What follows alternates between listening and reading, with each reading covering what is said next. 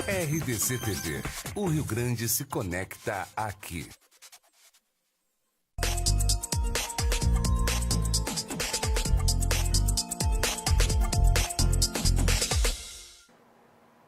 Olá, boa noite, seja muito bem-vindo ao Cruzando as Conversas de hoje. Eu sou Carla Bisol e o nosso tema é polêmico. O Brasil usa, em média, 1,5 milhão de sacolas plásticas por hora. O dado é do Ministério do Meio Ambiente. Usamos para embalar quase tudo, principalmente nos supermercados. As sacolas são práticas, úteis, porque usamos em casa também para a coleta do lixo.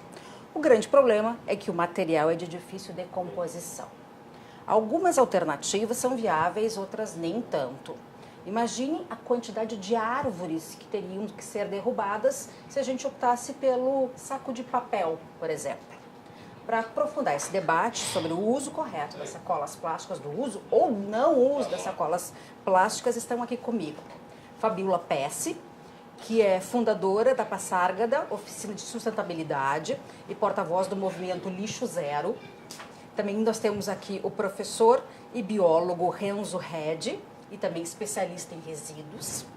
Aqui do meu outro lado, a Marília Longo, que é advogada, mestre em Direito Ambiental e presidente da Comissão de Direito Ambiental da OAB Rio Grande do Sul. E, por fim, o Eduardo Torres, engenheiro químico, professor e ex-presidente nacional da Associação Brasileira de Química. Muito obrigada pela presença de todos vocês. Você que está em casa também nos acompanha, pode nos acompanhar pelo Facebook, mandar suas perguntas, suas sugestões. facebook.com/RDCTV, digital, tudo junto. Para começar, vamos tentar entender do que é feita exatamente a sacolinha plástica, qual é o grande problema. Podemos começar pelo professor, engenheiro, para nos explicar assim, tecnicamente, qual é o grande problema a partir da composição da sacolinha. Boa noite e obrigada pela presença. Obrigado. Carla, é o seguinte, vamos dizer o seguinte, o plástico principal para se fazer a sacolinha é o polietileno de baixa densidade. Tá? Cada produto plástico tem um material que se adequa mais à sua utilização. Tá? Então, as sacolinhas plásticas que a gente está se referindo são feitas de polietileno de baixa densidade. Claro, esse polietileno ele pode ser feito de diferentes fontes. Tá? No Brasil, a gente tem normalmente duas fontes. Tem uma que vem da cana-de-açúcar e outra que vem do petróleo. Tá? Na verdade, o eteno, que vai ser usado para fazer o polietileno, pode vir da cana-de-açúcar ou do petróleo. Tá? Pode ser de outras fontes também, mas no Brasil a gente tem essas duas principais. Entende? E a sacolinha também, essa questão de fazer de um material, ela precisa ter alguns procedimentos, algumas regras a serem atendidas. Tá? Inclusive, no Rio Grande do Sul, nós temos uma lei estadual, assim, acho que de 2009, que foi sancionada pelo, acho que Tarso Genro, e que estabelece que a gente tem que atender uma determinada norma da ABNT. Tá? Então, essa norma da ABNT, ela tem que ser atendida por todo estabelecimento que tenha mais de 4 caixas registradoras. Quer dizer, pega praticamente a grande maioria. Entende? E essas sacolas, elas são feitas de forma que elas possam ter uma resistência maior e, consequentemente, uma utilização de um número menor. Tá? Na rede que eu me abasteço aqui em Porto Alegre, a sacolinha deles permite até 6 quilos, tá? Que é um número bom. Tá? Para você imaginar uma sacola de plástico, tá?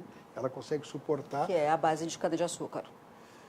Nesse caso, sim, mas não porque seja da cana-de-açúcar, porque atende à norma da BNT. Tá? Quer dizer, feito de polietileno de base de petróleo também vai atender da mesma forma. Tá? Porque o produto polietileno é o mesmo. Tá? O que muda é lá o eteno, entende? O eteno é que altera. Tá? Quer dizer, tem implicações de questão de usar um produto que é não renovável, o outro usar um produto que é renovável, tá? Mas o polietileno em si é o mesmo. É o mesmo. É o mesmo. Tá? Isso significa, Fabiola, que muda muito pouca coisa. Mesmo a gente fala em cana-de-açúcar e petróleo, parece que muda pouco. Essas são duas das opções que a gente tem. As mais comuns, né? A gente Não, também mas pode a usar. sociedade ela já tem emulado novos padrões de consumo e a gente tem opções também de mandioca, que é uma sacola compostável, que é um papo que eu estava tendo aqui antes do programa, né? Sobre Beterraba também. Exato, e essas se dizem sacolas compostáveis. As compostáveis, elas vão se biodegradar na aceleração de um material como as frutas e vegetais que estiverem dentro dela, ou né, o material orgânico que estiver ali composto. Então, aí que, né, talvez a gente possa pegar uma segunda opinião com o professor aqui do meu lado, que deu uma opinião diferente. Mas até dentro de um conceito de design, são novas opções que tenham eu representando, né, e falando aqui pelo movimento Lixo Zero, que é um movimento muito importante que a gente tem no Brasil e no mundo, a gente pensa pós-uso pelo consumidor. O que vai acontecer pós-uso pelo consumidor? Então, para mim, muito menos, assim, é muito importante que seja uma matéria-prima renovável de maneira geral. Acho que com que direito a gente continua usando recursos não renováveis, né? Então, essa é uma preocupação muito grande que o mundo tem, que é uma passagem importante que a gente vai ter que fazer, porque não renovável vai acabar em algum prazo, né? Mas é questão de economicidade, né? Ou seja, quando está a disponibilidade do material também, entende? Quer dizer, não adianta eu ter por exemplo, eu concordo, acho que a gente tem que desenvolver, existe de batata doce, existe de cana, existe uma opção de coisa, só que não está disponível no mercado, e o volume é pequeno. Mas essa escala vai demandar do consumidor, ou seja, mas nós não podemos abandonar uma que nós estamos usando sem ter outra alternativa. São Paulo, capital, fornece a sacola compostável regularmente, porque implementou o Composta São Paulo como um programa municipal. Ela também é distribuída amplamente em Santa Catarina, em várias lojas associadas à Associação Catarinense de Supermercados, a ACATS, que roda um programa Lixo Zero consistente há muitos anos com seus associados. A adesão das lojas é voluntária e eles têm um êxito muito grande, porque o resíduo de um supermercado é muito homogêneo. E nessa passagem, sim, também tem o resíduo, é contemplado o resíduo do consumidor que visita a loja. Então, as embalagens, inclusive, a gente recém entrou no acordo setorial de embalagens e que, sim, a indústria vai passar por um processo de demandar inovação. A gente vai ter que apresentar novas opções ao consumidor. O consumidor já faz uma pressão social, já tem uma demanda legal. Pela primeira vez, as empresas estão sendo legalmente responsáveis por dar um encaminhamento à embalagem que ela coloca no mercado. Mas você acredita que já é possível fazer em larga escala? Deixa eu perguntar para o professor. Hoje, nesse momento, a gente consegue ter uma solução biodegradável melhor? É sobre isso que nós estamos conversando agora. Nós estamos Mas aqui trocando umas figurinhas. É que era uma conversa mais técnica, né? Era boa a conversa, uma boa. Na verdade, nós não discordamos. O nosso ponto de vista, talvez a nossa discordância esteja na questão temporal. Eu percebo que nós temos um problema. Nós temos um problema que é a quantidade de sacolas produzidas, né, vindo ela da petroquímica, né, desse polímero, com essa não biodegradabilidade da sacolinha feita de petróleo, então, de forma simplificada. E nós temos um volume absurdo, nós temos ilhas nos oceanos boiando. Então, eu vejo dessa forma. Existe um problema que é a presença dessa sacolinha. Eu vejo que as políticas dos países são muito diferentes. Eu não preciso nem ir à política dos países. As políticas nos estados aqui brasileiros são muito diferentes. As tecnologias que são apresentadas para municípios pequenos são zero. Eles sequer têm plano de saneamento, quando já deveriam ter seus planos de saneamento. E o plano de saneamento, numa segunda etapa, já conduz a pergunta de o que faremos com o lixo. Não é assim. Nós já superamos os lixões e temos aterros, mas os aterros não são a solução final. O único estado que encerrou todos os lixões até agora foi Santa Catarina. Exatamente. Então eu vejo dessa forma. Nós temos um problema. Então, nós temos um problema que tem que ser tratado, eu acho que a gente tem que abrir várias frentes. Se iniciou um trabalho, eu vou chamar assim de trabalho de conscientização verde, porque as pessoas estão mais conscientes e estão com interesse de consumir coisas que sejam biodegradáveis e que não agridam o meio ambiente, mesmo que ela custe mais caro. Bom, então alguns migraram para, vamos fazer sacolas de papel de novo. Acho que foi uma grande iniciativa. Vamos ir com a sacola para dentro do supermercado, outra grande iniciativa. E isso significa que existe hoje um interesse por essa demanda nova, mesmo que ela custe um pouco mais caro. Mas eu não vejo que nós tenhamos capacidade de reverter esse processo nos próximos 20 anos. Eu acho que sendo assim, bem otimista.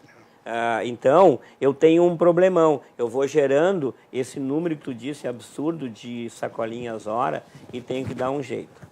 Eu tenho alguns outros números bem interessantes. 18 bilhões de sacolas plásticas por ano são produzidas só no Brasil. Tem uma indústria... Era 18, agora são 13. Houve uma redução de 18 para 13 milhões e meio. E tem um acordo feito, isso é um número publicado pelo Ministério do Meio Ambiente, que ele está controlando isso. Entende? Existe um acordo setorial para que isso seja reduzido. Entende? Gente, e de qualquer forma, eu só quero chamar a atenção de vocês. Nós estamos falando aqui da sacolinha e tal. Tu sabe, cara, quantos por cento do total do lixo representa a sacolinha? 0,2%. 0,2%. Eu li esse dado. Nós temos um enorme de um problema mesmo, entende? Mas não é a sacolinha. A sacolinha é um elemento desse conjunto aí, entende? E eu, sinceramente, essa semana eu estava vendo o noticiário e vi que a Prefeitura de Porto Alegre colocou contêineres para lixo seco. Tem lixo doméstico, normal, que é o úmido, né? O orgânico, e colocou também containers para isso. E botou lá uma tabela onde está dito o que pode ser colocado, né? Isso, aquilo, esse tipo de resíduo. A reportagem da televisão levantou a tampa. Não. Nada. Tá, mas quanto a gente tem de educação ambiental e orientação à população, a gente nem se comunica. Isso nós temos que investir. Não tem como a gente não investir nisso. É um ciclo. Eu acho que todo mundo tem que participar e a legislação diz isso, né? A Lei Nacional de Resíduos Sólidos, que é de 2010, diz isso. Ela se baseia nisso, na participação popular. E nós não estamos investindo nisso. E na hierarquia da lei, a primeira coisa que a gente tem que fazer com o resíduo é não gerar. Exatamente. Então, esse ponto da legislação, talvez quando tu começasse explicando assim, existem duas... Primeiro, boa noite, perdão, né? Nós já estamos no calor aqui da discussão. Boa noite a Carla, colegas de debate, aos telespectadores. Quando tu começaste, apresentou assim, essa discussão. Existe, então, as sacolas plásticas e nós temos as sacolas... O que custaria nós transferirmos para uma outra tecnologia, como, por exemplo, o retornar para o papel?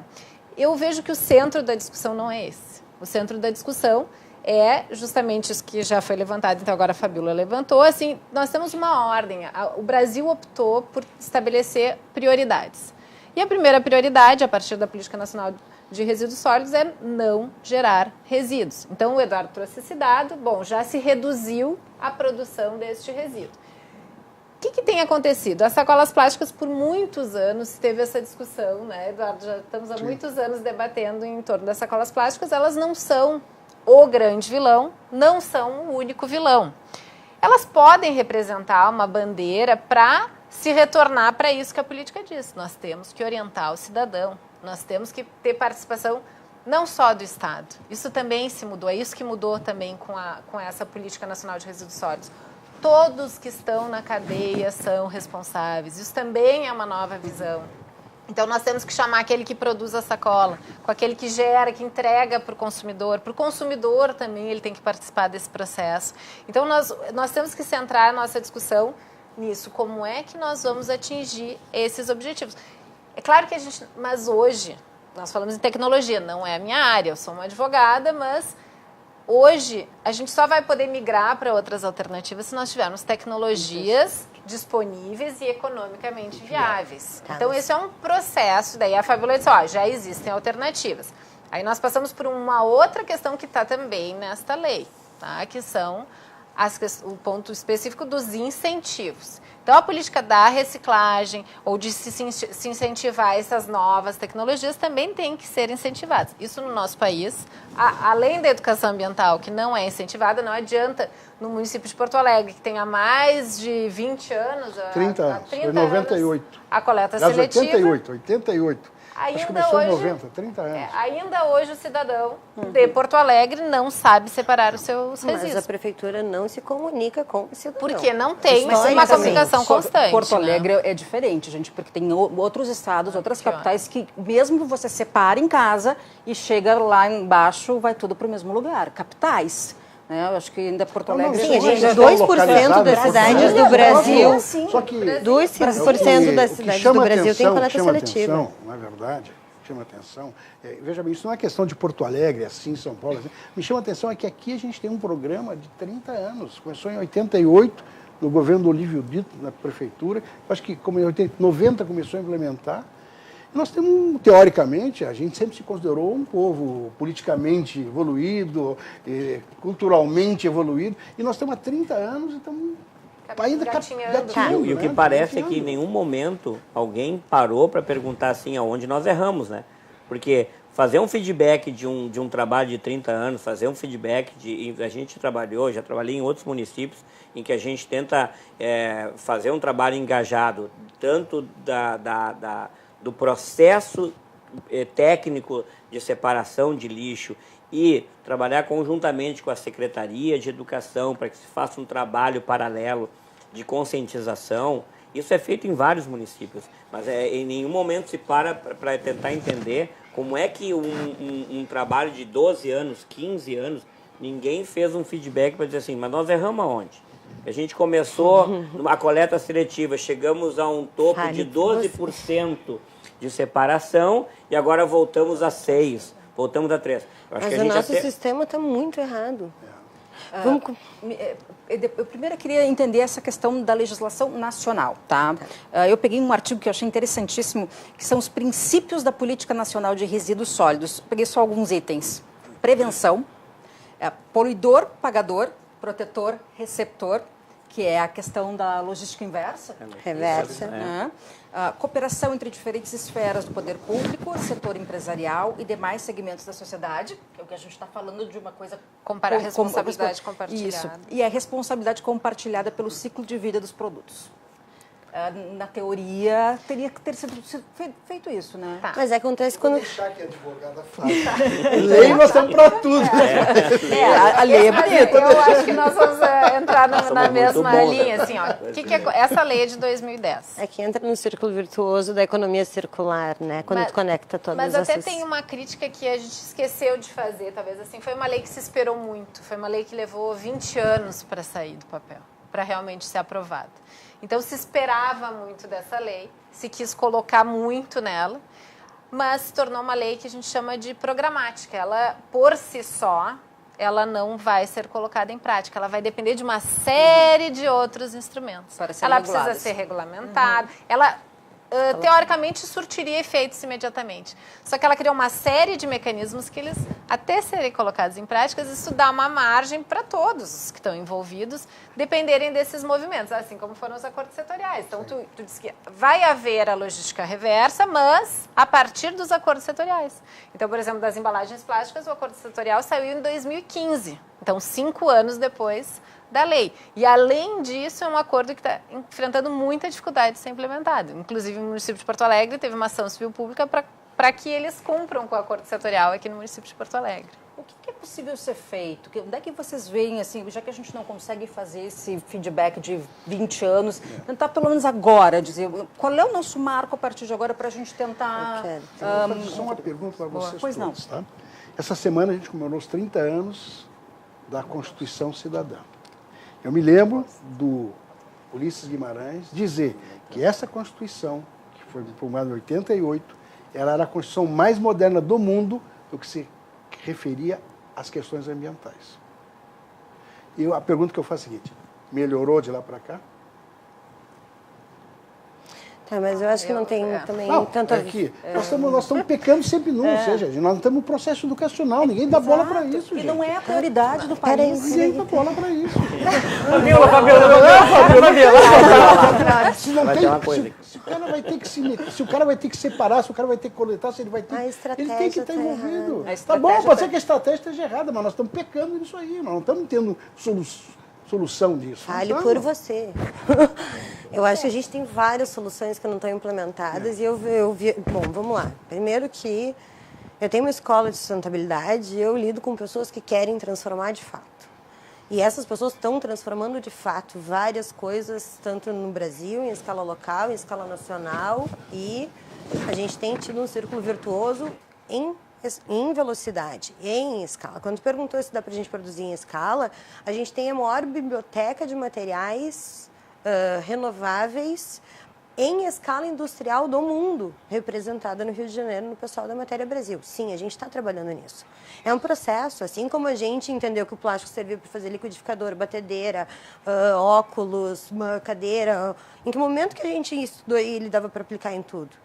A gente vai passar por esse mesmo processo de transformação e isso está acontecendo, sim, em escala, numa velocidade. Eu acho que eu nasci não tinha sacolinha plástica, acho que quando eu morrer não vai ter sacolinha plástica, também acho que vai ser mais de 20 anos, tomara, né? Mas igual, eu acho que a gente de que a gente não tem essa velocidade toda ainda. Então, é aí que é onde a gente diverge no ponto de vista. Eu acho que sim, eu venho num movimento internacional para lixo zero e, por exemplo, a cidade de São Francisco, que é uma cidade nos Estados Unidos com uma população igual à de Porto Alegre, nesse domingo aqui publicou que é uma cidade lixo zero. A meta delas é ser lixo zero até 2020. O que nos falta? O que a gente pecou? Onde é que a gente errou? Bom, lá um plano de gestão de resíduos sólidos tem que desviar de aterro ou incineração por lei. Se tu não desvia de aterro ou incineração, tu recebe uma multa. E tu paga o aterro mensalmente, porque teu resíduo está lá. Aqui em Porto Alegre, se eu preciso fazer um plano de gestão de resíduos para lixo zero, eu tenho que chamar um engenheiro de Santa Catarina ou Paraná. Eu não encontro um engenheiro disposto a assinar um plano de gestão se comprometendo a desviar de aterro ou incineração. Então, está errada a nossa formação, está errada a nossa estratégia, está errada a maneira como a gente pensa. É um círculo virtuoso. De acordo com a Agência Nacional de Águas, em 2012, a gente colocou em aterro sanitário 4,6 bilhões de reais em matéria-prima. 97% das cidades do Brasil tem como um dos seus 3 maiores orçamentos a gestão de resíduos. A gestão de resíduos no Brasil, alguém passar na tua porta e deixar num buraco? É nisso que a gente está investindo o nosso dinheiro? Para jogar matéria-prima, 4,6 bilhões de reais em matéria-prima. Então, sim, está tudo errado.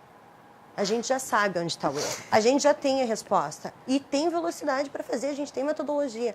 Acho que agora é conectar, é mostrar essas práticas, é replicar essas práticas. E eu acho que essa cola plástica, no nosso debate aqui, ela serve como uma materialização dos descartáveis. Isso serve para o canudinho, isso serve para o copo plástico. Todos os descartáveis entram na mesma métrica, o que a gente chama no movimento lixo zero internacional de single use, né, que é o descartável. Os descartáveis têm que ser compostáveis, ponto final. A gente não tem uma logística reversa para o papelzinho de bala. Aquele trocinho lá, a tampinha, vai cair em algum momento. Então, ela tem que ser um material compostável, porque... Aí a Marília falou, tem que ser economicamente viável. Bom, qual é a externalização do custo? Quanto custa a poluição para a sociedade? Alguém já se perguntou isso? Deixa eu falar um dado que eu juntei aqui, só para aumentar essa polêmica, que é um dado da revista Science. Tá? Descobriram que a humanidade gera um total de 275 milhões de toneladas de resíduos plásticos por ano, um valor entre 4,8 milhões e 12,7 milhões de toneladas chega aos oceanos. E que esse A gente está falando de uma proporção. Mas a sacolinha não está nesse aí. Que a O sacolinha não chega. canudinho. Todos. Veja bem, nós estamos falando de São outros plásticos 0,2% ali, do principalmente, resíduo. 0,2% do resíduo. Tá? Quer dizer, a sacolinha ela não tem prioridade. Eu concordo com a Fabíola que a gente precisa mudar a coisa. Mas não podemos, eu acho que não podemos nos basear na sacolinha. A sacolinha é muito pequeno o ganho. Nós temos que ver um troço que Aquele resulte número num ganho de 1 grande. milhão de sacolas por hora é muito pequeno. Não, ela é Mas 2%, veja bem, mas isso dentro- é muito grande Mas veja bem, ainda, Pedro, dentro Torres. isso é 2%, 0,2% do lixo. Mas é 1 Nós milhão de estamos sacolas movi- por hora. Mas, tá, se tu pegar um outro produto, muito- tu vai ter muito mais. Pior ainda. Mas então, Vamos eu tô dizendo, vamos mais pegar o rápido pior, ainda. vamos pegar o pior, não vamos Eu pegar o acho que a gente fazendo. Acho que a gente tem que ter olhos para outra coisa também. Parece que eu faço aqui o advogado do diabo, mesmo sendo biólogo, né? Parece que é um contrassenso.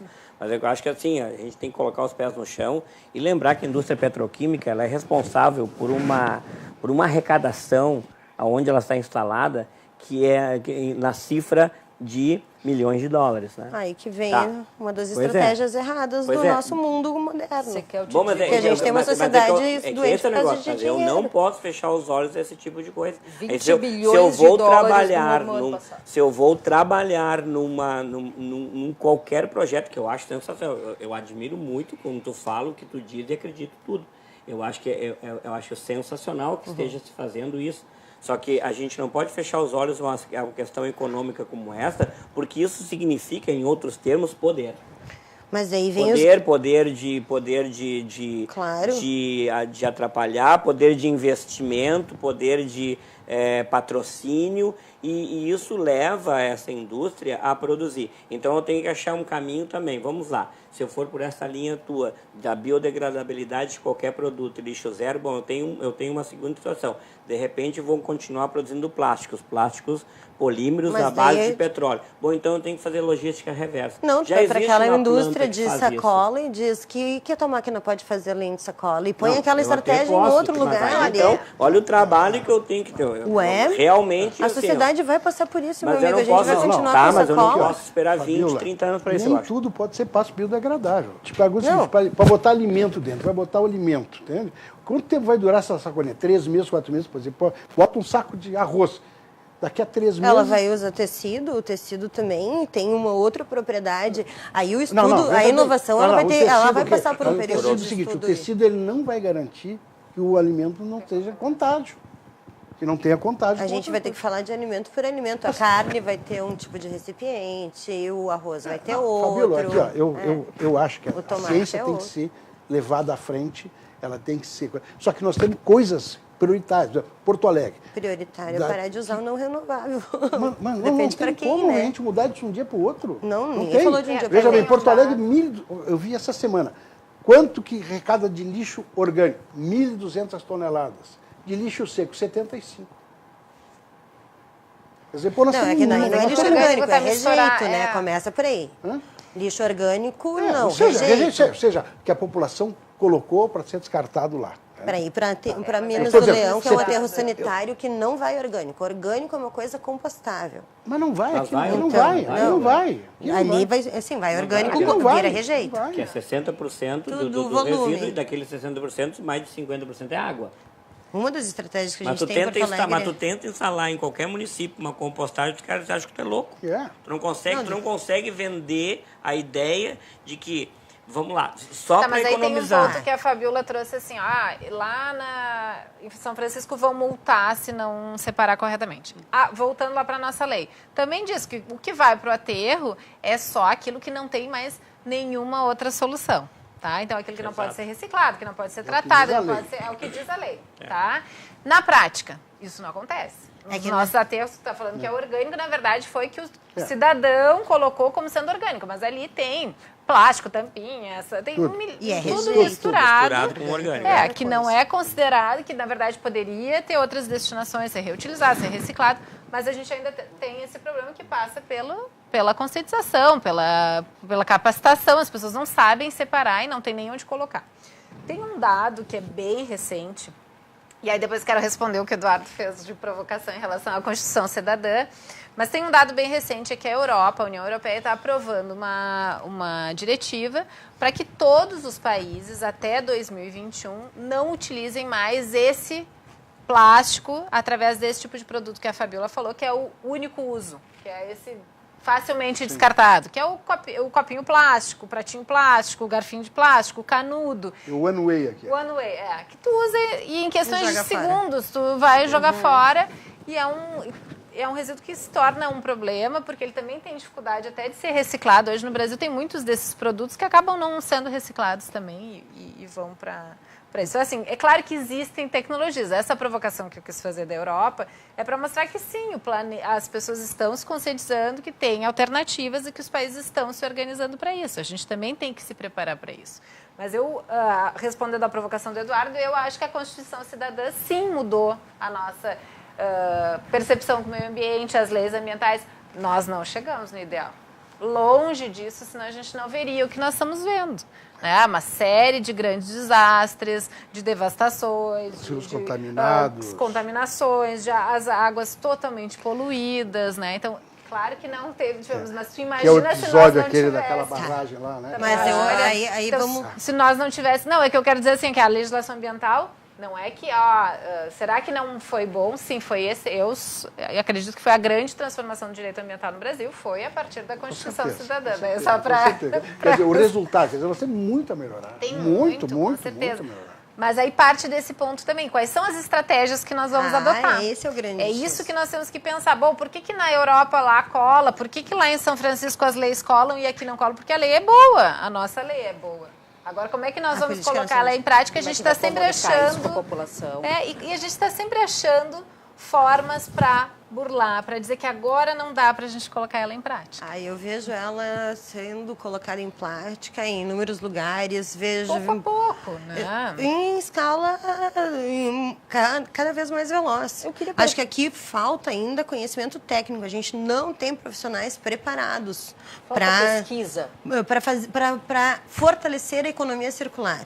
E quando a gente fortalece a economia circular, tu reaproveita o material, tu reforça a aula de comunidade, tu diminui a logística, tu fica mais resiliente. Então, o Estado ou o segmento que implementa a logística reversa, de fato, que hoje as pessoas dizem, estão tentando burlar, muitos não estão, os que estão realmente se esforçando para fazer, estão ampliando competitividade, estão se aproximando do consumidor. Quando é que tu joga fora o teu móvel? Quando tu for comprar, provavelmente, um móvel novo. Quando é que tu joga fora a tua meia? Quando ela rasgou, estragou, tu vai comprar uma meia nova. Então, tem uma estratégia toda na logística reversa que, para os espertos, para os que estão conectados e compromissados com o meio ambiente, já perceberam que é um super canal de comunicação com o consumidor. E aí vem nesse desenvolvimento tecnológico uma série de coisas. Quando a gente vê, por exemplo, esses gadgets aqui, que hoje a gente fica trocando, que a indústria nos convenceu que a gente tem que trocar, hoje já existe uma série de fabricantes que estão estudando de garantia eterna. O que mudou nos mercados que eles testam? A gente foi convencido que a gente tem que ter um celular novo. Então, já tem celular à prova d'água, à prova de queda. E esses celulares tendem... Por quê? Porque vai ser caro para a indústria recolher isso aqui. Não é porque os caras ficaram bonzinhos ambientalmente. Então, essa inovação já está sendo feita.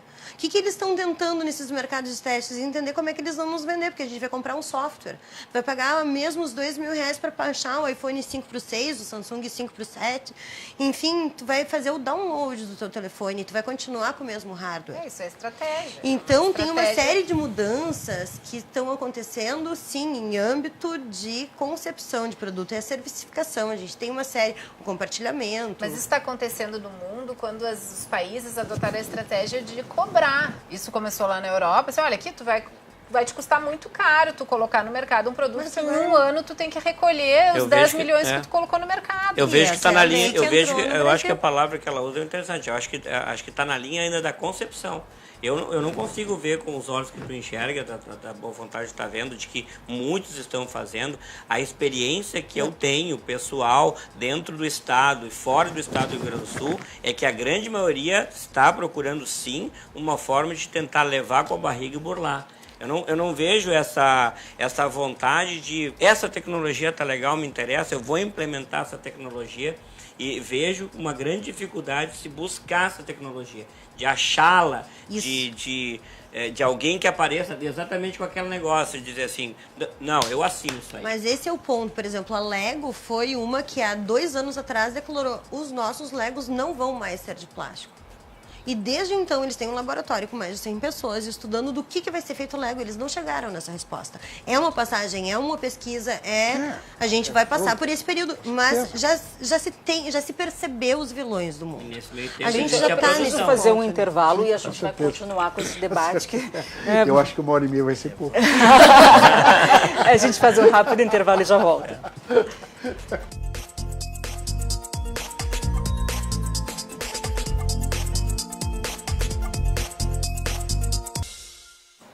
Estamos de volta com Cruzando as Palavras, as conversas e falando principalmente sobre uma das vilãs, né, das grandes vilãs do meio ambiente, que são as sacolinhas plásticas. Eu gostaria de perguntar para a doutora Marília se a gente tem uma lei municipal, alguma coisa que obrigue os supermercados a usarem algum tipo de sacola, fornecerem algum tipo, como em São Paulo e no Rio de Janeiro. Não, aqui no Rio Grande do Sul nós não temos nenhum município que tem uma legislação específica obrigando. O que tem no Rio Grande do Sul é uma campanha, realmente essa norma que o Eduardo falou, uma norma estadual em relação à qualificação, como é que tem que ser construída a sacola, mas nós temos campanhas, então a Associação Gaúcha de Supermercados, junto com a Federação dos Comércios, há alguns anos vem desenvolvendo campanhas, tá? Para redução, para capacitar os funcionários a usarem corretamente as sacolas, a usar essa capacidade dos 6 quilos, 7 quilos, dependendo da sacola. Mas nós não temos uma legislação específica que obrigue. O que nós temos são políticas adotadas pelo comércio, como ele opta. Assim, aqui no Rio Grande do Sul elas não são cobradas. Nós temos estabelecimentos que fornecem um desconto. Então, isso é uma liberalidade. Os comércios escolheram que oferece um desconto para aquele que não fizer uso da sacola. Então, acho que até esse ponto de termos ou não termos uma legislação, a gente pega o gancho daquela nossa discussão da estratégia. O que nós vamos fazer para o consumidor também repensar o uso da sacola? Porque a sacola ela também tem uma utilidade, né? Então, ela tem uma função, ela é com certeza consumida em maior quantidade do que ela deveria. Isso é evidente, a gente tem como reduzir ainda cada vez mais o uso, porque tenho certeza que aqueles que usam olharem nas suas casas vão ter muito mais do que eles vão precisar, por exemplo, para descartar um resíduo. Porque é claro que no mundo ideal nós não teríamos resíduos para descartar. O seco a gente colocaria lá num container de seco, que vai para reciclagem, mas a gente ainda precisa muito da sacola para descartar o nosso lixo, que não pode ser colocado para disposição sem ser embalado. A experiência Você não de São acha Paulo. que a embalagem do arroz ou da farinha já poderia ser um recipiente para condicionar esse tipo de resíduo gerado? Eu acredito que não é viável ainda e que não é Praticidade. prático Ele isso, é mais caro. higiênico. Ele é mais Ele caro, é porque tem que ter outras grosso, propriedades, né? Propriedade para proteger o alimento, né? É um pouco diferente. Para descartar o lixo, né? Não, Você usa o lixo nesse sentido. Sim, porque a O principal próprio função lixo que a de gente tem em banheiro, casa- né? Poderia ser condicionado num recipiente de papel. Eu mesmo, quando compro o pão, ao invés de comprar o pão pedindo o saquinho, eu digo, ao invés de me dar o saquinho de plástico, que é o habitual, eu peço, tem o saquinho de papel.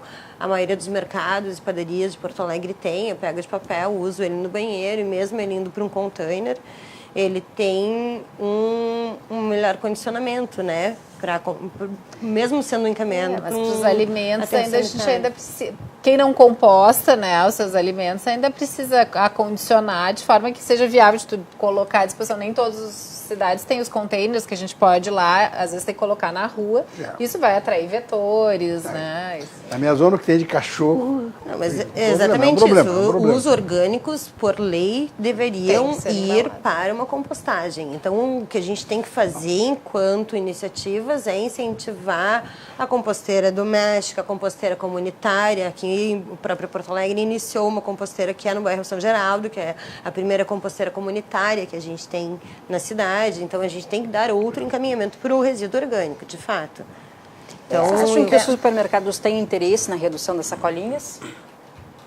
O exemplo de São Paulo, a gente tem aqui o... O que a gente vê em termos de mercado hoje, em termos de procura, não, porque é a praticidade que se tem. O que a gente vê, inclusive, nos supermercados é que tu vai, já vi várias, e vocês todos devem ter visto, a pessoa, ela embala, então, lá em 10 sacolinhas, ela pega mais 2, 3 e coloca junto para levar, para poder utilizar para dispor lixo depois, né?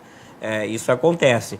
E a gente acompanhou, enquanto tive a oportunidade de trabalhar na Secretaria de Meio Ambiente de Novo Hamburgo, nós tentamos algumas políticas, né, com relação a essa questão do lixo, e nós fizemos a compostagem, um projeto de compostagem airada, e esse projeto de compostagem airada, ele reduzia para 29, 27 dias, a gente conseguia compostar, utilizando inclusive a poda, também, que era feito na cidade, junto com o lixo orgânico.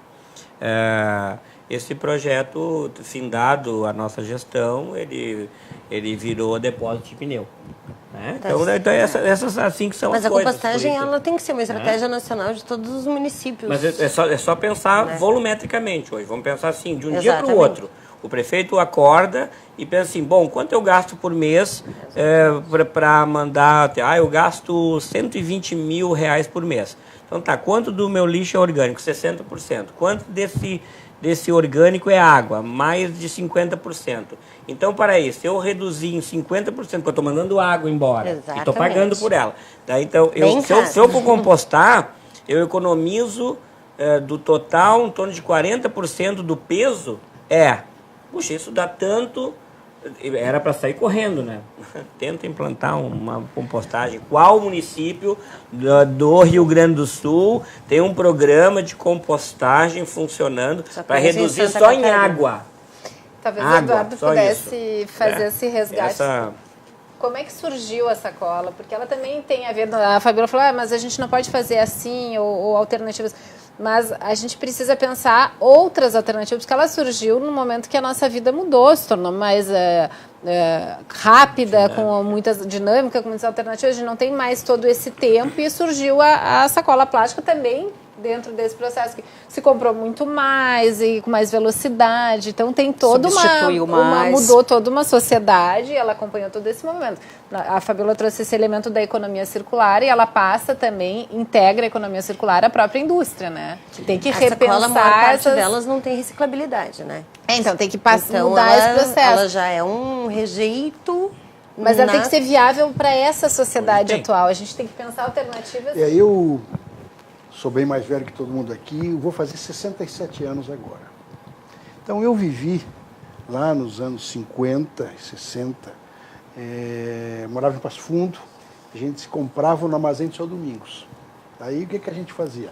Levava uma lata da farinha para cá, lá o cara botava, pesava e tal. O máximo que tinha era às vezes aquele papelzinho e tal. Né?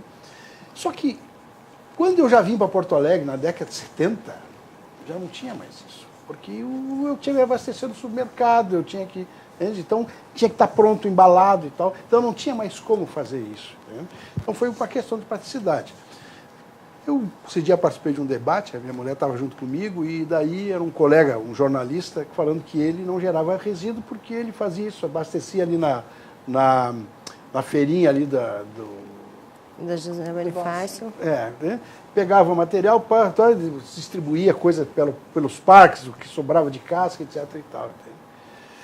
A minha mulher falou que ela não pode fazer isso, porque ela trabalha o dia inteiro, quer dizer, ela chega em casa, tem que estar com a comida praticamente preparada. E aí não tem como a gente não fazer sem Acho que usar a gente tem embalagem. muitas justificativas. Não tem, mas não temos. É questão de velocidade. Né? Questão de velocidade. Acho que cada um tem que falar por si. Não é prático. Eu cheguei a trazer aqui não é prático, um hashtag eu sozinho. Porque isso é o que eu mais escuto. As pessoas dizem, mas é só um canudinho. Disseram 8 bilhões de pessoas. Não. Com que direito? Para nós não é prático. E não é para mim só, para mais gente também. Não é prático. Questão de... Como é que é a tua rotina? Tu consegue fazer? Eu e milhares de pessoas que eu conheço, mas acho que isso tem a ver, e quando a gente fala em velocidade numa prefeitura, quando a gente fala em velocidade numa indústria, quando a gente fala numa velocidade numa comunidade, depende da convicção e da disposição das pessoas. Isso foi a coisa que eu aprendi de uma maneira muito legal, porque foi numa reportagem com o cara que representava o Carbon Trust, que é o maior fundo ambiental do mundo, que é da Rainha da Inglaterra, e eles perguntaram para ele com que velocidade vai se transformar a sociedade de uma maneira sustentável. E ele disse, depende da convicção do dono da empresa. Se o cara tiver convicto, ele vai transformar muito rapidamente. Se o cara não quiser transformar em algo sustentável, ele vai empurrar para a barriga com o tempo que ele quiser. Então, a nossa sociedade ou vai empurrar com a barriga ou vai ser convicta em fazer uma mudança. E eu acho que cada um vai responder por si. Então, é nesse sentido que a gente vai se posicionar. Acho que é aí que talvez, e sim, como eu trabalho num mercado, não só de inovação, como de empresas que querem de maneira voluntária, porque a gente não atende nada que seja uma obrigação legal. Eu sei que eu estou fora da métrica do sistema, mas eu vejo a Lego, eu vejo aqui Nestlé, Danone entrando em benefit companies, são empresas que se posicionam de uma maneira a fazer bem para o meio ambiente. É um outro conceito de sociedade. A gente avalia muitos requisitos além do lucro de uma empresa. Com que direito? E aí vem o valor comercial de que vale, sei lá, a gente tem marcas enormes que vê um trabalho escravo, cai. A gente hoje tem comunicação, tem uma série de passagens que a sociedade está fazendo numa velocidade grande, talvez não na velocidade que a gente queira, porque a gente já está atrasado, e acho que daí que vem essa ansiedade. Quando a Marília fala que a gente passou por essa rotina de mudança, teve uma coisa que não nos permite continuar com esse hábito de consumo, que é o crescimento populacional. A gente cresce 1 bilhão de pessoas a cada 16 anos.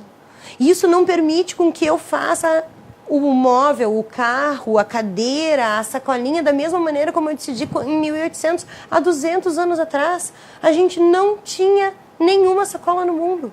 O plástico tem 50 nem anos. automóvel, não tinha nem nada. Então, com que direito? Em 50 anos a gente não consegue mudar Nem nessa celular. mesma velocidade? A gente é tão incapaz assim, tecnicamente? Não, a gente não é. Ok. Acho que tem o interesse de muita gente por trás. Aí a gente vai falar de interesses. Eu vou usar uma frase que tu disse. Assim, eu vivo uma realidade, então. Eu vivo uma realidade em que eu vejo, por exemplo, um prefeito passar 4 anos dentro de uma prefeitura, brigando esses 4 anos, empurrando com a barriga uma promotoria pública, tentando se reeleger por mais 4 anos, sabendo que ele vai continuar nessa situação, e ao final dos 8 anos do segundo mandato dele, ele vai responder ainda, né, por aquilo que ele deixou de fazer. Ele teve 8 anos para tentar. Que pena para ele, não construiu. Mas é que é ele, e aí vai nós lutar estamos muito falando mais. de um montante de prefeituras dentro só do estado do Rio Grande do Sul que vivem isso diariamente, e é essa a realidade que a gente vê. E com isso eu não quero, assim, simplesmente desacreditar que a gente não pode fazer o que tu está dizendo. Mas por que tu tá pegando esse prefeito como exemplo? Eu Porque não tu não vai pra Santa... eu estou pegando estes prefeitos, Tá, mas daí a que gente é a vai pra Santa realidade da Catarina, maior vai pra parte. Não, Minas mas Santa Gerais, Catarina, a gente- São Paulo, é aqui do e lado. o resto. E o resto. Mas esses que a gente tem É uma que visão. confiar. Eu gostaria de Não, acreditar. assim, ó, Eu fico interessada em ouvir, mas é difícil a gente acreditar, porque é muito Mas mais é que daí fácil. é porque a gente está acostumado a falar sobre o problema. E o Movimento Lixo Zero não fala sobre o problema, só fala sobre solução. Então eles pegam garopaba composta 100% do orgânico. E eles têm, quando dá uma tormenta lá no mar, os pescadores tiram 10 toneladas de peixe na rede, e aquilo vai tudo. E isso, a gente teve que fazer um estudo super técnico para decidir como encaminhar isso. E é uma iniciativa privada.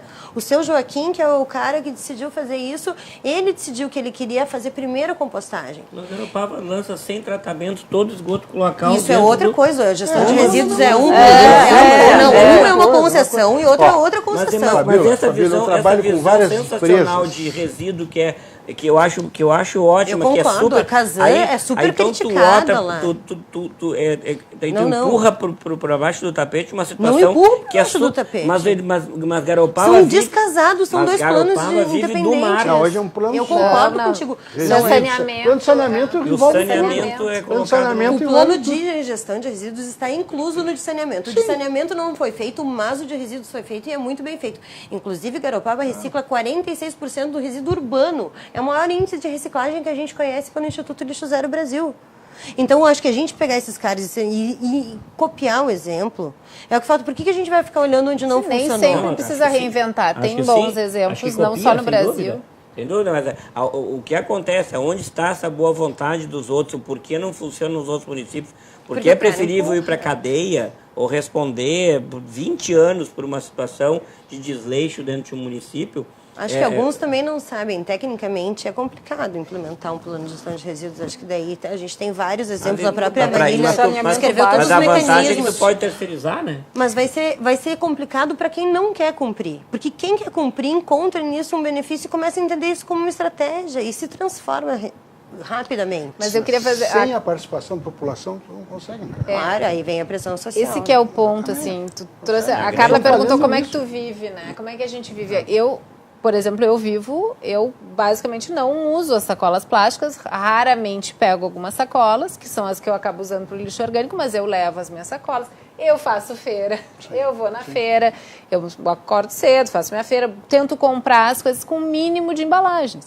Mesmo assim, eu produzo muito resíduo reciclável. Muito, é assim, ó, todo dia eu tenho que descer a minha lixeira, porque nós ainda usamos muitos. Eu faço a minha culpa, mas eu sou uma pessoa que tenho muita consciência, diferente talvez de muitos cidadãos. De uma metodologia. Se tu, por exemplo, guardar teu resíduo e observar o que tem lá dentro e olhar sistematicamente, tu vai ver, bom, eu tenho 30 coisas de lasanha. E daí tu vai dizer, bom, a lasanha é meu problema. E o resíduo, ele é que nem uma torneirinha que pinga. Tu tira todo dia, tu não entende o que tu gera. Então é difícil parar de gerar. Por isso, aí vem essas metodologias que te fazem transformar rapidamente. É quando tu começa, aí vem o inventário. O inventário, num plano de gestão de resíduos, começa pelo inventário. Se tu não sabe o que tu gera, tu não sabe nem o que vai fazer com o teu resíduo. Mas eu acho que passa também, é claro que tem a parte do cidadão, mas tem uma coisa, por exemplo, assim, ó, tem resíduos que nós geramos que sequer são recicláveis.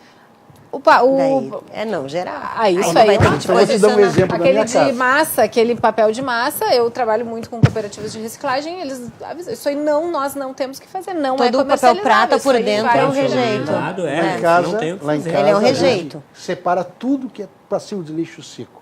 Temos 5 cachorros, então o resto de comida vai tudo para cachorrada. E tiro a cada 2 dias um saco preto grande. Por quê?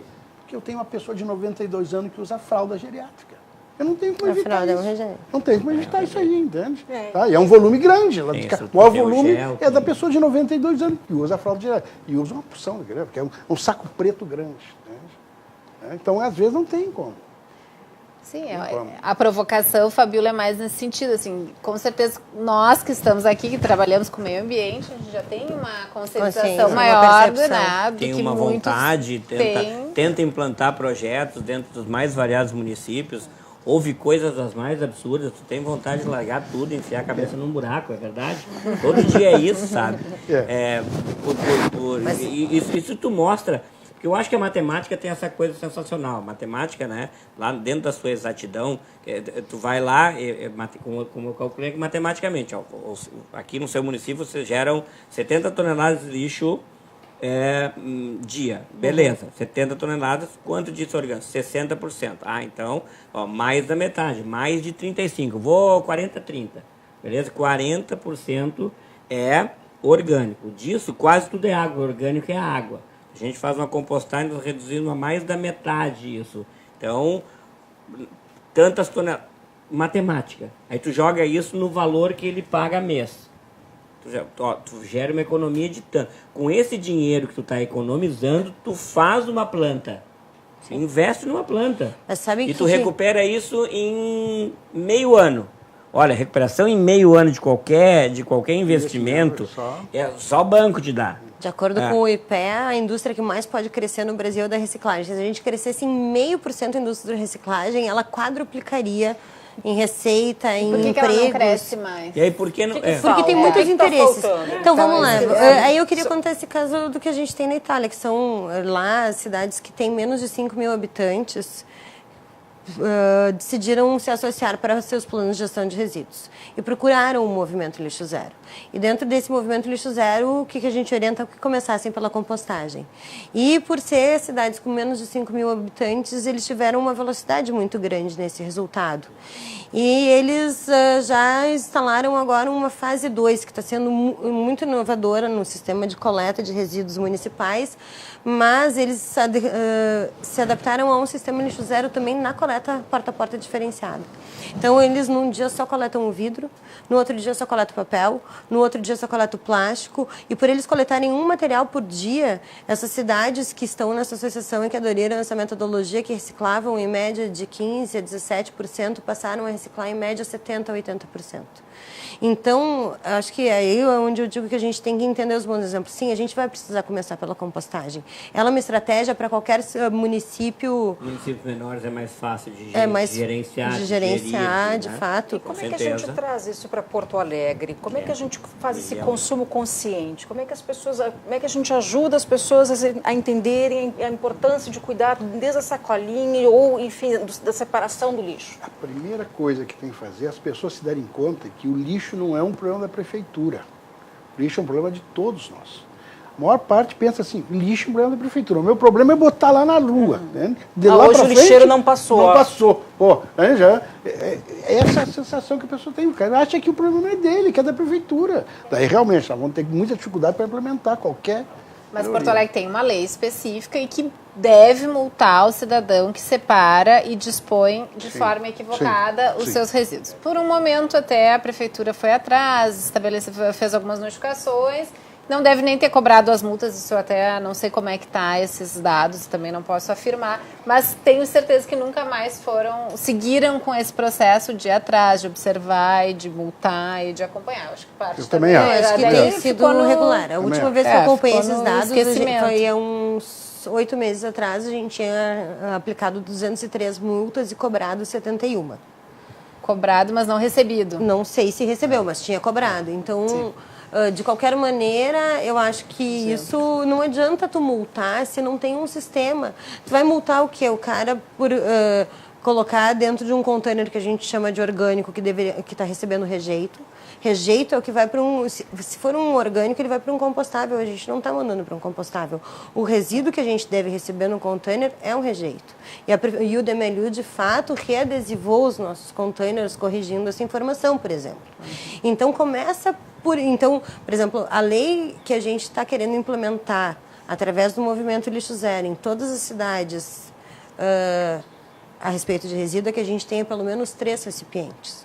Um é rejeito, um é orgânico e outros são recicláveis. Enquanto a gente não tiver um mínimo uma coleta com 3 divisões, o cidadão não vai saber onde colocar e aí começa grande parte. Sem metodologia, prejudica o cara que tem dúvida. As pessoas já não usam. Mas porque é muito... Provoca daí, a mistura, né? Porque daí provoca o erro. Reciclável com o que é rejeito, que não tem, assim, não tem o que fazer.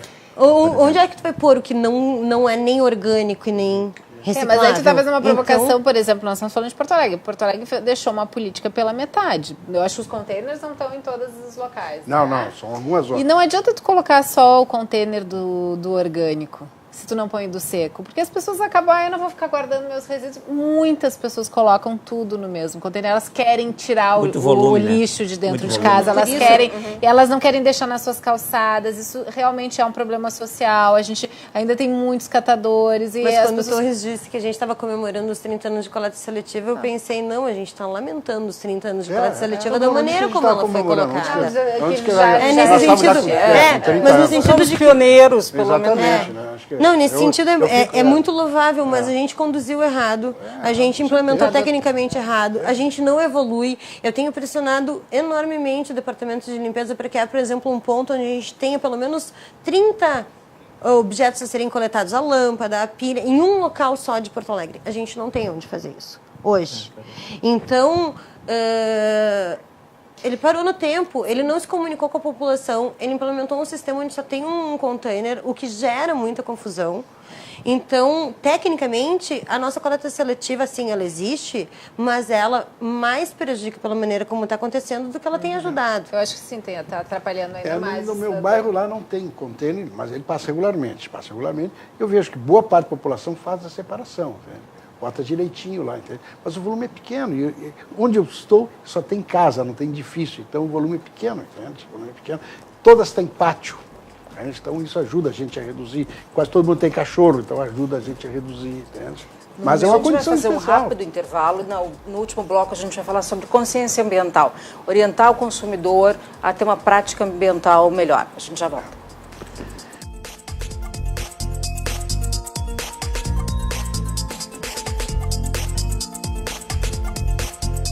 Estamos de volta no nosso último bloco aqui, 4 especialistas em meio ambiente, em soluções ambientais, estratégia, legislação que a gente pode fazer para melhorar a nossa relação com o lixo que a gente produz. Fabiola Pesce, aqui na ponta de cá, fundadora do Passárgada e também porta-voz do movimento Lixo Zero. O professor e biólogo Renzo Redi, aqui do meu lado também, especialista em resíduos. Aqui, a Marília Longo, que é advogada, mestre em Direito Ambiental e também presidente da Comissão de Direito Ambiental da OAB aqui do Rio Grande do Sul.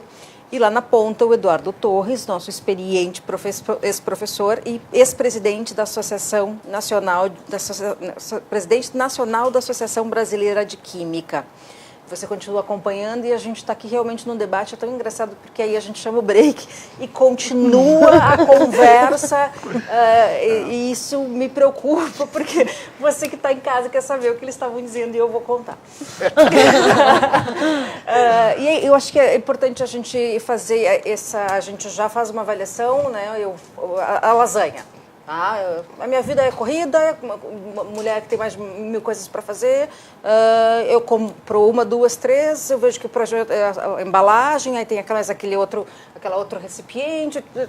E aí o que eu faço? Eu vou produzir, eu vou cozinhar, eu vou comprar de alguém que produza de uma forma diferente?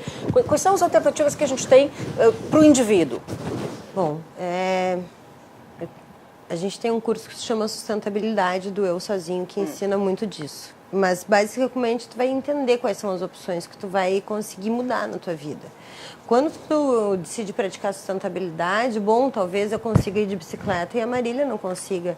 Talvez tu consiga ter um filtro de barro e eu não consiga. Eu consigo ficar muitos anos com o mesmo celular e a tua demanda é outra. Então, acho que a gente passa, primeiro, sim, vai ter que em alguma coisa dar o despertar. Porque essa é uma ação individual. Ninguém no teu lugar vai escolher isso por ti, mas no momento que tu escolheu praticar sustentabilidade, vai primeiro ver o que está te gerando mais conforto. Bom, me incomoda mais a emissão de carbono, me incomoda mais a quantidade. O que me incomoda, Fabiola, é a gestão de resíduos. Eu, diferente, né, do que eu escutei os relatos dos nossos colegas já bastante sensibilizados, e daí vem uma coisa que a gente falou, mesmo eu me envolvendo com pessoas que querem muito, uma das perguntas que eu faço regularmente nas minhas palestras são: levanta a mão, quantas pessoas já quiseram deixar de usar a sacola plástica e não conseguiram? E, em média, 30% das pessoas levantam a mão. E daí eu começo a fazer um pouco dessa reflexão, porque quem quer muito mesmo ainda tem uma dificuldade muito grande pela praticidade com que ela se torna. Então, eu acho que tem isso. O que me incomoda mais? Bom, para mim me incomodava o lixo. Eu gero uma caixinha de vinho de lixo por mês, além de vidros. Vidros, sim, eu acabo gerando muitas coisas e são retornáveis. Então, eu tomo refrigerante, eu tenho garrafa de vidro, eu não sou vegetariana, eu vou no mercado, no mercado normal, regular, comercial da nossa cidade, eu levo meus potinhos, eles tiram a tara. Muitas vezes, faz 3 anos que eu faço isso, mas eles ainda chamam o gerente, pedem autorização, eu não me importo. Isso é importante para mim, eu não vou levar um negócio cheio de sangue, um isoporzinho para casa, não vou. Então, um lugar onde os mercados que já têm a carne embalada, eu já sei quais são, eu não entro. Eu mudei meu estilo de vida, eu sei o que eu vou comprar aonde, porque eu, quando voltei para casa e guardei meu lixo, eu guardo meu lixo eu tiro ele uma vez por mês. E essa é uma grande dica que a gente tem no Movimento Lixo Zero. Quando as pessoas me dizem, tá, mas como é que eu posso ser lixo zero? A nossa dica do movimento é essa: volta para casa, pega a lixeira que tu mais usa e vira de cabeça para baixo e olha o que tem lá dentro. Escolhe um lixo para não gerar. E daí tu vai começar a entender, bom, eu tenho muita embalagem de bolachinha, talvez seja, eu não conheço ninguém que faça bolacha, não posso fazer essa passagem, ir na feira, ou se é uma lasanha, se eu fizer uma lasanha ainda com as camadas de abobrinha ou de berinjela, eu vou ter uma comida mais saudável, eu posso abrir mão daquela embalagem. O que eu tenho lá dentro que me incomoda? Qual é a passagem? Eu posso plantar alguma coisa em casa e não ter que ir gastar? De maneira geral, toda a descentralização de uma central de abastecimento é um passo em rumo à sustentabilidade. Então, se tu vai de bicicleta, tu deixou de usar combustível. Se tu plantou alguma coisa, tu deixou de comprar. Então, tem uma série de coisas pequenas e tu vai poder optar pelas que faz mais sentido, que são mais fáceis para ti. Quando tu conseguir fazer essa passagem, talvez surja outra. E se tu mudar de casa para um outro lugar, talvez tu não consiga mais ir de bicicleta, tu vai ter outras opções. E eu acho que essa é uma escolha. Mas aí tu disseste assim, o que mais me incomoda? Para mim também, hoje, o que mais me incomoda é a gestão dos resíduos em geral, não é só o que eu gero. Me preocupa para onde eles vão, como é que eles são descartados. Me preocupa muito a integração das cooperativas nesse processo, que esses produtos retornem para os processos industriais, né? Então que eles sejam reutilizados. A minha preocupação vai... É claro que eu tenho essa preocupação doméstica, mas me preocupa muito também o que acontece fora da minha casa. Eu não tenho hoje a pretensão de não gerar resíduo. A tua pretensão é essa, a minha não é não gerar. Mas que eles que eu gere menos, por óbvio, um resíduo que seja possível de ser reciclado, que seja possível de ter uma destinação adequada, mas que ele realmente tenha esse destino daqui para frente. Eu acho que é um pouco que a gente estava falando, tu falou o que estava acontecendo aqui durante o intervalo, que essa é a minha grande preocupação como uma pessoa que se preocupa com a parte de gestão de resíduos, é o que acontece de fato com os nossos resíduos, porque muitos deles têm capacidade de ser reciclados, de retornar para os processos produtivos. Então, isso que é a minha grande preocupação hoje, porque eu sei que muita coisa que vai acabar indo lá para o aterro sanitário que poderia ser reciclado, que poderia ser reutilizado. Mas então, essa é a minha preocupação. Assim, legislação ou educação? O que a gente faz primeiro para tentar melhorar? E aí? Legislação nós já temos. Legislação? Já temos. Acho que os dois ao mesmo tempo. Não tem como. Sem a dor, a gente nem... Você vai pra Europa, o cara, ele não é mais educado. Sai num show, tá tão sujo quanto o show no Brasil. Mas ele tem uma legislação que multa se ele não separou. O condomínio devolve pra porta dele, dizendo, não, meu amigo, aqui a gente vai receber uma multa se eu levar teu lixo assim. Então, tudo é regido por um sistema que funciona. Quem tem um hábito mesmo de educação diferente são os japoneses. Mas daí é uma educação de base diferente. A gente precisa de uma legislação ou de um sistema que funcione.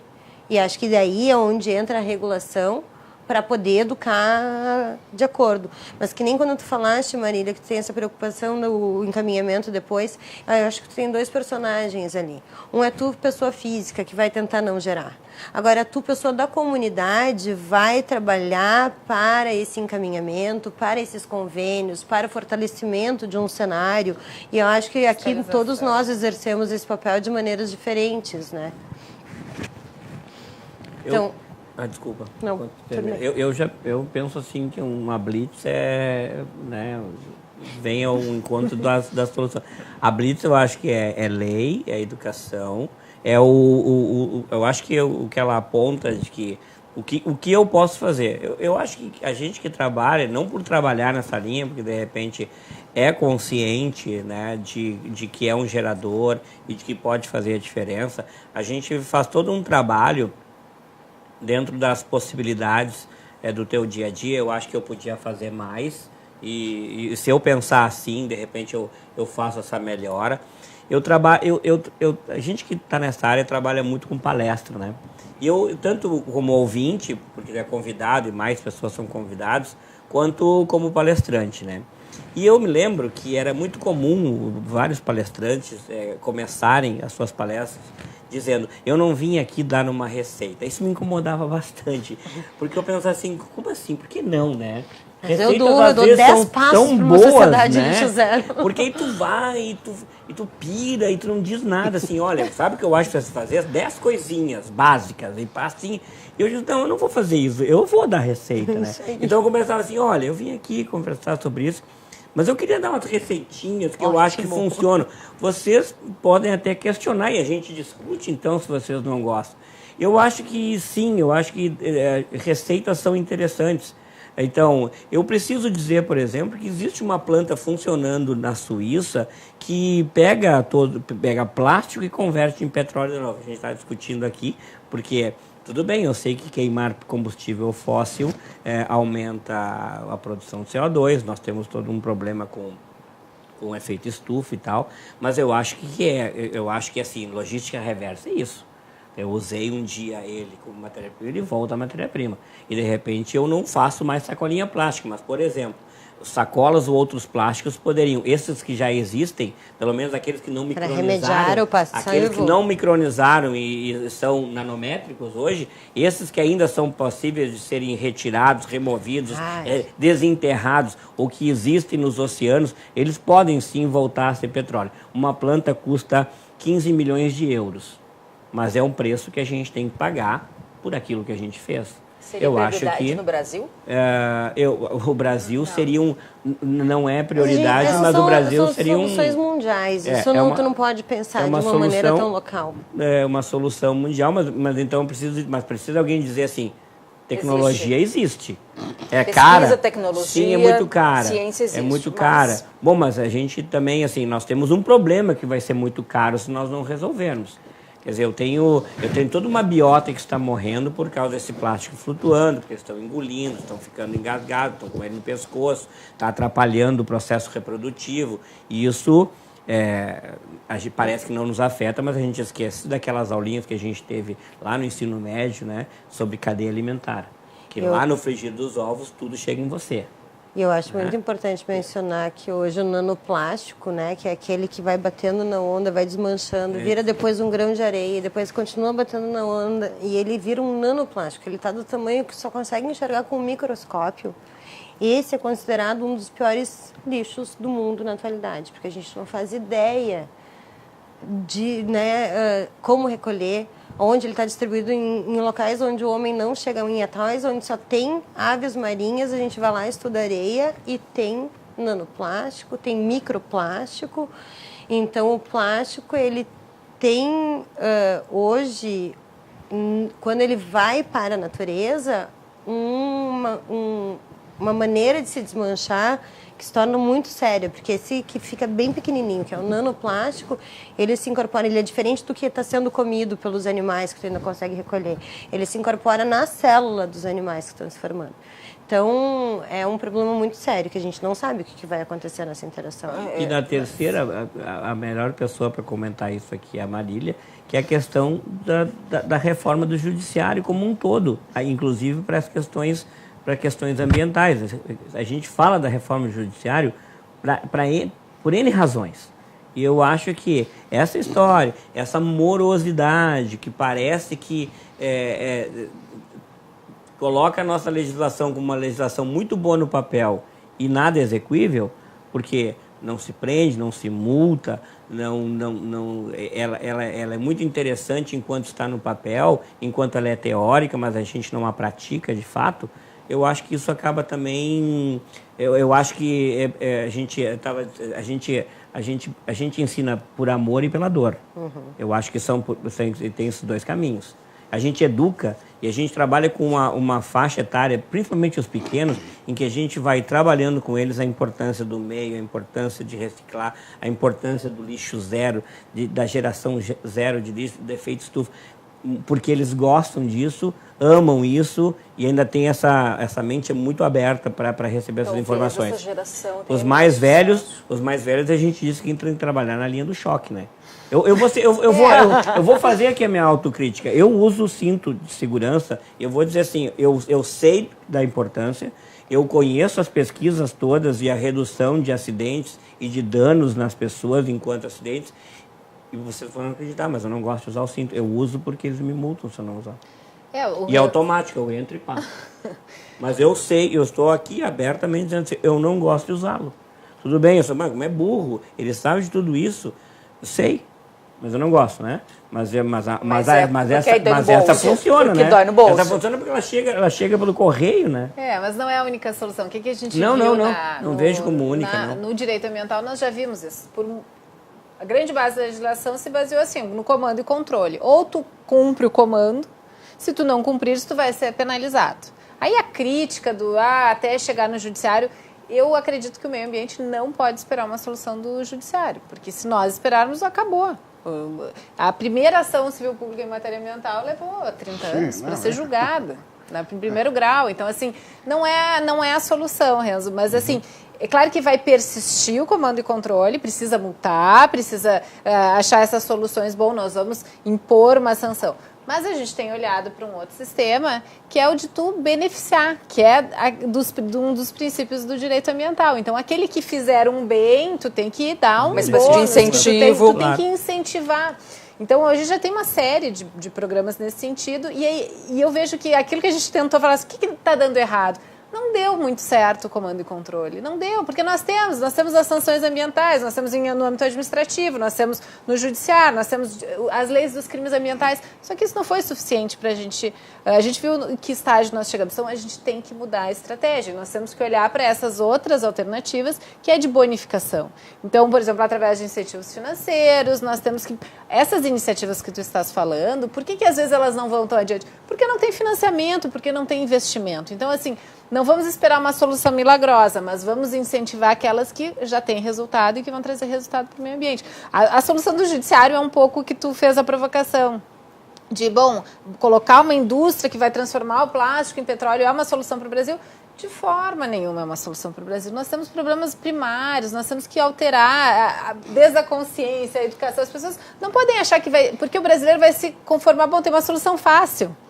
A gente pode usar o plástico, que depois ele vai ser retornado em petróleo. Não é uma solução. O estágio que nós nos encontramos não é uma solução. Professor. Agora vocês falando, eu me lembrei de uma situação que eu passei na Alemanha em 1994. E a gente foi a convite do governo alemão, 15 especialistas de resíduos brasileiros escolheram no Brasil, e a gente foi lá para conhecer o sistema de gestão de resíduos industriais da Alemanha. No segundo dia, a minha máquina fotográfica pifou. Pô, imagina, custava $1.000 e poucos a máquina, não tinha levado esse dinheiro, nem tinha cartão de crédito, porque era 94, recém o Collor tinha assumido, que ela trouxe da abertura e tal. Pá. Daí um colega falou, vai ver que a bateria. Testei com a bateria, era. Pá. Aí, no caminho, parei numa loja, pedi pro cara da caminhonete que estava nos levando, parei na loja, desci e falei, eu preciso de uma bateria aqui. O cara abriu, cadê a bateria? Não, deixei lá no hotel, tem que trazer a bateria. Não, mas eu estou num evento, estou com usado, sou do Brasil, não sei o quê, tem que trazer a bateria. Veja bem, eu de tarde, tem que trazer a bateria. Resumo, 10 minutos depois eu falei com o cara, voltamos lá, pegamos a bateria, voltamos. O cara disse assim, eu tenho que reter a bateria, eu só posso trocar se eu... Eu fiquei pensando assim, 94, quando no Brasil nós vamos chegar a esse tipo de conceito? Que a gente tem essa questão da impunidade, o pessoal não acredita, né? E fica imaginando a prefeitura multando o cara que jogou bituca de cigarro na rua, o cara vai rir, porque a gente não acredita nisso, né? Não acredita. Mas acho que tem uma coisa de convenções sociais, né? Não, eu sei. E poder público, como é que a gente faz e que essas políticas se tornem políticas de Estado e não políticas de governo e a cada 4 anos tenham variações ou se percam, como no caso da Prefeitura de Novo Hamburgo? Mas aqui nós temos as reengenharias de municipais, né? A cada 4 anos muda a gestão, muda tudo. Tudo que tu fez não servir, tudo que eu vou fazer... Mas isso aí, lamentavelmente... A Política Nacional de Resíduos Sólidos obriga que mas os planos essa lei de resíduos sólidos sólidos sejam revisados a cada 4 anos. A lei não muda. A lei não vai Mas mudar. isso não se consegue, isso não se consegue. Não se consegue? Não se consegue. Que a gente não tem tem visto, como tu impedir infelizmente. isso aí. Mas acho que a Marília falou uma coisa muito importante que eu acho, e mais que isso. Quando a gente tem uma reunião do G8, do COP21, o que eles fazem? Eles fazem metas de redução de carbono, fazem metas de redução. É muito difícil, se eu te disser, quem sabe tu quer parar de comer açúcar, quanto é difícil parar? Agora, se eu te der uma meta de crescimento de energia, se eu te der... Então, eu acho que a gente ainda tem as cúpulas de sustentabilidade fazendo metas de redução. Assim como não funciona o comando e controle, também não funcionam as metas de redução. A gente tem que fazer uma meta construtiva, não uma meta destrutiva. Se eu der uma meta de, ok, então vamos fazer uma passagem para energia limpa de tanto %, ou vamos substituir as embalagens descartáveis ou os produtos descartáveis por compostáveis em tanto %. E depois essa meta vai crescendo, ao invés de a gente ter uma meta destrutiva que a gente não consegue cumprir, a gente vai conseguir cumprir. Então falta um pouco de estratégia na maneira como a gente lida, porque a gente quer proibir o que está errado. E não é assim que a gente vai mudar o mundo, a gente tem que tornar esse mundo obsoleto. Ele não faz mais sentido para mim. Não faz mais sentido botar uma dinamite numa montanha e explodir ela para fazer uma latinha de alumínio ou de ferro.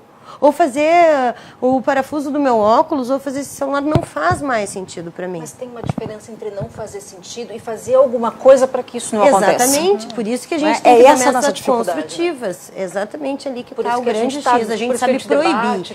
E proibir, o cara não encontrou uma solução. Agora, se a gente der uma meta construtiva, várias pessoas vão procurar essa solução. E daí a gente constrói, aí tu amplia aquela meta, e daí tu vai construindo um mundo que torna o outro obsoleto. A gente está tentando proibir o mundo errado. E isso é muito mais difícil. Ao invés de buscar a solução. Bom, gente, a gente está acabando o programa. Temos ainda uma rodada de encerramento. E é muito interessante, assim, são os programas que mais mexem comigo, são aqueles que eu mais aprendo. E eu aprendi muito com vocês hoje, assim, porque a gente tem uma questão de cuidado. Falei para vocês, no tempo que eu morei em Brasília, eu separava o lixo, mas chegava ali embaixo, estava tudo junto. No prédio onde eu moro são 7. Mas Brasília tem o maior lixão da América Latina, então, em Brasília. A gente tem uma consciência, mas fica, puxa vida, né? Como é a hashtag? Hashtag eu sozinho. Eu sozinho. Então, eu acho que a gente tem que ter essa consciência, tem que pensar o coletivo e tem que fazer diferente. Eu vou pegar o gancho do professor e das 10 receitas e vamos dividir em 4 receitas, cada um dá a sua mega receita para a gente transformar no mundo melhor e acabar com as sacolinhas, não, mas... Enfim, reduzir a quantidade de sacolinhas que a gente usa em casa. O que a gente faz? Muito obrigada pela presença de todos vocês, foi uma honra. Vamos começar por aqui? O que o senhor daria de mensagem final para a gente pegar um gancho dele lá do que irritava ele nas palestras. Né? O que me irrita é quando o cara fala, não, nós temos que começar a educação ambiental com as crianças. Pô, pelo amor de Deus, rapaz. Largar um pepino desse na mão da criança, esperar que ela cresça. Pô, pelo amor de Deus, nós temos que participar disso. Nós temos que participar disso. Tá? Então, eu diria o seguinte, se eu resumir tudo, eu acho que nós temos que educar. Ou seja, as pessoas têm que ser educadas, têm que aprender que elas têm que participar. E aí, quem sabe, a gente vai mudando no Brasil. Né? Mudando no Brasil. Claro, eu não posso querer que todo mundo faça como eu faço. Por exemplo, eu, em 2005, decidi que eu não ia dirigir mais. Não tenho carro, não dirijo mais, só uso transporte coletivo. Mas não quero que todo mundo faça como eu, porque não tem como tu botar no outro vaso. Não tem como tu botar no outro troço. Não tem como. Né? É verdade. Tu sente mal. Vamos para um pouquinho. Vai lá, Cato, e bota no outro. Eu acho que educação. Eu posso botar uma ficha, eu botar em educação. Boa. Bom, eu não tenho também a solução, não sou essas palestrantes que vai trazer todas as soluções, eu vou falar por mim, assim, eu acho que sim, tem alternativas, a gente pode reduzir, isso é fato, eu ainda não acredito que a gente vai parar 100%, mas sim, tem alternativas, leve a sua sacola, repense o tipo de produto, nós não temos que comprar produtos que vêm embalado dentro de uma embalagem, dentro de uma outra embalagem, a gente tem que repensar as nossas escolhas, nós temos que fazer consumo consciente e as informações, elas estão aí, nós não podemos fechar os olhos, nós que já somos conscientizados, né, Eduardo, nós realmente não conseguimos mais agir de uma forma que nós já podemos, talvez, em algum momento agir. Mas as informações estão aí. Nós sabemos que muitas pessoas também fecham os olhos e fazem de conta que não é consigo. Então, assim, nós temos que mudar a nossa postura. Tem coisas inviáveis, mas tem coisas viáveis. Então, leve a sua sacola e repense o seu consumo. E não só o consumo da sacola plástica. Nós temos que pensar o nosso consumo como um todo, as nossas escolhas, o que a gente vai comprar, o que a gente vai usar, as roupas, de que forma nós vamos descartar. Então, assim, é educação, mas é conscientização. Isso não está na escola, isso está por tudo e isso é o nosso papel também como cidadão. Lindo. Professor. Eu fiquei na obrigação de dar uma receita. Vou dar uma receita, então. Hoje a gente não consegue mais, quer dizer, a gente, talvez, acho que nenhum de nós aqui consegue viver sem as redes sociais, né? E elas são hoje um grande apoio, por exemplo, para o que ela pontuou o tempo todo, que eu acho que achei muito legal. Por exemplo, se eu quero uma mudança e estou encontrando dificuldades em fazer a mudança, que é aquela mudança que eu tenho que fazer comigo mesmo para poder depois instigar outros que podem me usar como exemplo, não é que eu queira ser um exemplo, mas eu posso começar também a fazer propaganda disso. As redes sociais, elas são muito boas, por exemplo, para saber aonde eu encontro algo que tem um volume, uma quantidade de embalagens menores, onde eu consigo alimentos em que não precisam vir embalados. Enfim, existe toda uma rede hoje, né, que se informa disso e facilita um pouco a minha vida. Por exemplo, se eu não tenho tempo para sair eu mesmo a procurar. Então, eu posso me informar nesse sentido. Acho também que a questão da educação, talvez eu tenha me expressado mal quanto àquela de que deixar esse pacote para as crianças é a maior sacanagem. A gente só vai os instigando. Eu tenho um projeto que nós subimos essa semana, fiz um projeto com alunos do ensino médio, do segundo ano do ensino médio em Novo Hamburgo, em que era um projeto de sustentabilidade. Ele tem todo um ciclo, a gente usa sementes e frutos secos para fazer ornamentações e essas sementes, elas são, a gente busca na natureza por serrapilhagem, que a gente chama, Só que nós conseguimos uma quantidade muito grande de sementes, então nós fizemos um banco de sementes e, consequentemente, um banco de mudas. Essas mudas vão ser utilizadas para recuperar áreas, principalmente margens de rio. Isso tudo foi instigado a eles fazerem. De repente, eles estavam muito afim de fazer isso funcionar. Então, eles agora estão passando a informação para os menores de como se faz esse processo. Então, é um adolescente falando para uma criança. É o mesmo patamar de linguagem. Eu acho que a gente está precisando fazer isso, conversar no mesmo patamar de linguagem, para que a gente possa perpassar essa informação e dizer, existem tecnologias, existem saídas, que a gente tem que procurar, e a gente tem que começar consigo, né? Tu tem que fazer o teu papel, tu tem que fazer o teu, para poder dar exemplo, de repente. Fabiola. Bom, eu vou ser bem radical, como eu fui o programa inteiro. Não esperava nada diferente. Não ter medo. Lixo zero não é uma utopia, lixo zero é uma metodologia. Eu quero convidar as pessoas a serem revolucionárias e tentarem ser lixo zero. Isso vai passar, sim, por fazer novas escolhas, por pensar no momento da compra, por entender seu hábito, mas muitas pessoas conseguem. Acho que ele pontou uma coisa muito importante, que são as redes sociais. Hoje a gente, se do gosta de bicicleta, vai de bici. E lá tu vai encontrar outras pessoas que são veganas. E essas pessoas veganas vão ter pessoas que conhecem as pessoas do lixo zero. Então escolhe uma vocação ambiental para se aproximar. Quer plantar, planta. Daí no eu sozinho, né? Hashtag eu sozinho planto, eu sozinho reciclo, eu sozinho escolho orgânicos, eu sozinho vou de bici. Escolhe a tua hashtag do eu sozinho. Então, e a partir dali vai fazendo e serve como exemplo para outras pessoas, porque as pessoas te copiam. E, sinceramente, eu que moro ali no Bonfim, os vovozinhos tiraram essas marmitas de casa, porque eu ia com o meu potinho para comprar carne, e passaram a comprar com a marmita no mercado normal, as comidas de almoço mesmo, quem vai comprar. Então, eu vi que a gente serve como exemplo.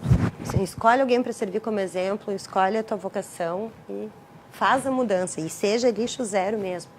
Funciona, dá certo. Muito legal, muito obrigada. Eu só gostaria de agradecer também a Fabiane, o Clóvis, a Denise, o Rafael e todas as outras pessoas que comentaram aqui durante o nosso programa no Facebook. Um abraço a todos vocês, a gente fica por aqui, até o próximo programa.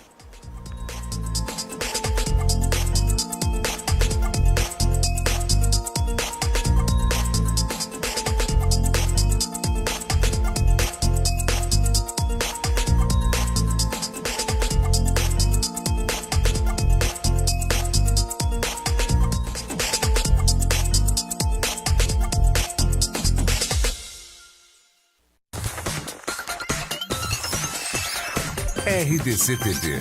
O Rio Grande se conecta aqui.